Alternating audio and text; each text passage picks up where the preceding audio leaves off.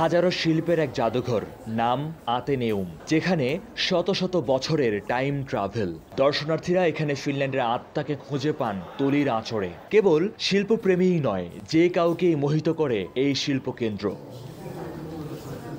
ফিনল্যান্ডের রাজধানী হেলসিঙ্কির একেবারে মধ্যভাগে দাঁড়িয়ে আতেনিউম, গ্রিক জ্ঞানদেবী এথেনার নামানুসারে নামকরণ, যা জ্ঞান ও শিল্পের প্রতীক বলে তাদের বিশ্বাস। 1800 শতকে নির্মিত এই ভবনটি ফিনিশ জাতির সাংস্কৃতিক পরিচয় বহন করে। সেই থেকে শুরু করে আধুনিক সময় পর্যন্ত শিল্পকলা ও ভাস্কর্যের অসাধারণ সব সংগ্রহ সুসজ্জিত।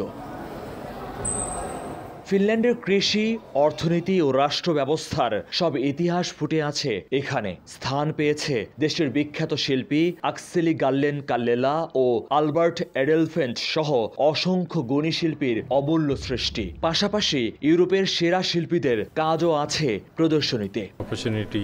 ফিনল্যান্ডের ইতিহাস যেন ছবির ভেতর বেঁচে আছে। প্রতিটি চিত্রের মধ্যে গল্প লুকিয়ে আছে। ফিনল্যান্ডকে জানা ও শেখার দারুণ মাধ্যম এই জাদুঘর। শিল্পীর পেন্সিলের আঁচড়ে যে নিরুপম পোর্ট্রেট ফুটে ওঠে, সেসব প্রদর্শনীর জন্য আলাদা একটি আর্ট স্টুডিও আছে। দারুণ বিষয় হচ্ছে, চাইলেই সেখানে বসে নিজের কিংবা যে কারো পোর্ট্রেট আঁকতে পারবে। সেসব প্রদর্শন ও সংরক্ষণ করা হবে জাদুঘরে। ঐতিহাসিক চিত্রকলা দেখার পাশাপাশি আঁকাআঁকির চমৎকার সুযোগ রয়েছে এখানে। এটা আমার কাছে খুব চমৎকার লেগেছে। আমিও পোর্ট্রেট এঁকে বোর্ডে টানিয়েছি। এছাড়া যেসব চিত্রকর্ম অনেক পুরানো, হারিয়ে যেতে বসেছে, বিস্তারিত তথ্য দিয়ে সেসব সংরক্ষণ করা আছে ডিজিটালাইজড ভাবে। এক ক্লিকেই হারিয়ে যাওয়া যাবে সেই সময়ে, সেই ইতিহাসে। ফিনল্যান্ডের সাংস্কৃতিক প্রেক্ষাপট একেবারেই ভিন্ন। আমাদের নেপালি সংস্কৃতির সাথে মিল নেই, তাই নতুন কিছু জানার সুযোগ হলো এখানে।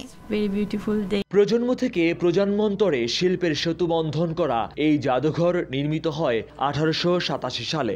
দেশি বিদেশি পর্যটকের আনাগোনায় মুখরিত থাকে সব সময়। মহিউদ্দিন মধু, সময় সংবাদ, ফিনল্যান্ড।